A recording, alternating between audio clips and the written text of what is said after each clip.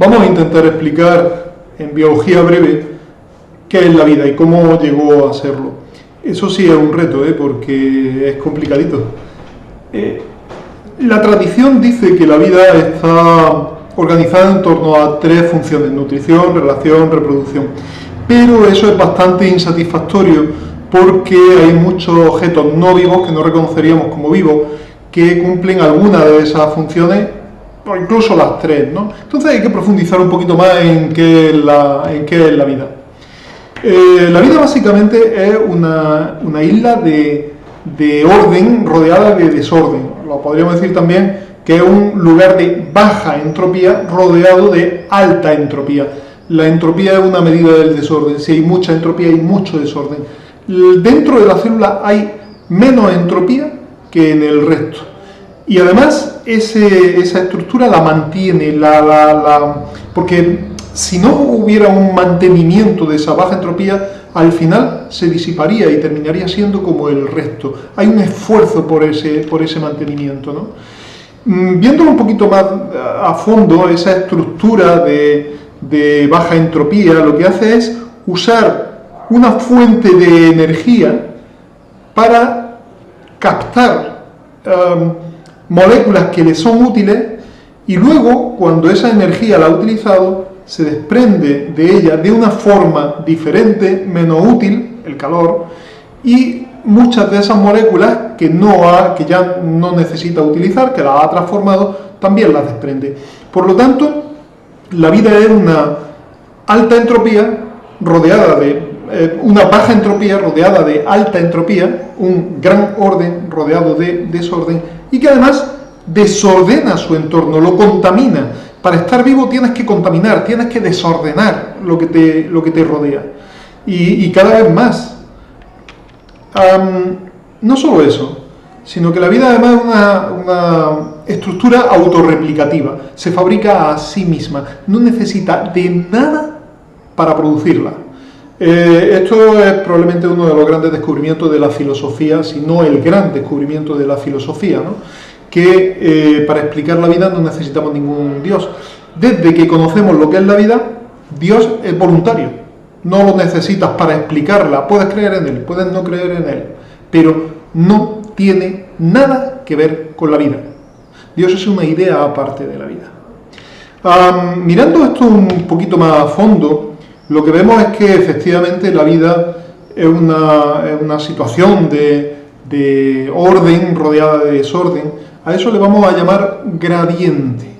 Y la vida puede mantener una diferencia entre el exterior con gradientes de este tipo, hay acumulación, o con gradientes de este tipo, hay expulsión. Sea como sea, se aprovechan esos gradientes, esas diferencias de concentración para convertirlas en otra cosa. Para convertirlas en moléculas, para convertirlas en otros gradientes, para convertirlas en otras moléculas que van a producir otros gradientes, y así sucesivamente.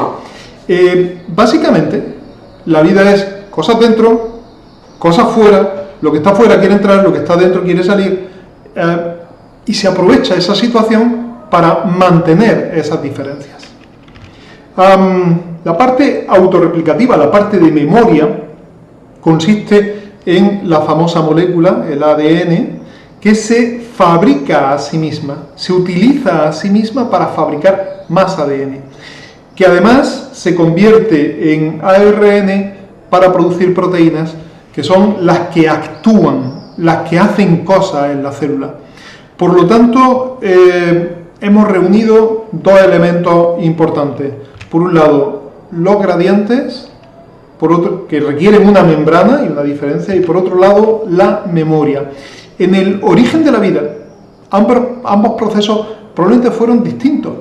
De hecho, es muy probable que la vida se originara a partir de unas previdas, a partir de unas moléculas que tenían una función de memoria, unas moléculas que tenían una función de gradiente, que terminaron encontrándose. Es difícil comprender cómo pudo eso pasar, pero tenemos buenas hipótesis. Por un lado, nos encontramos con lugares donde hay un gradiente importante, donde hay una diferencia de concentración importante, como son los húmeros en zonas abisales, zonas profundas en el mar. Esto debió ser muchísimo más abundante que hoy en una tierra primigenia.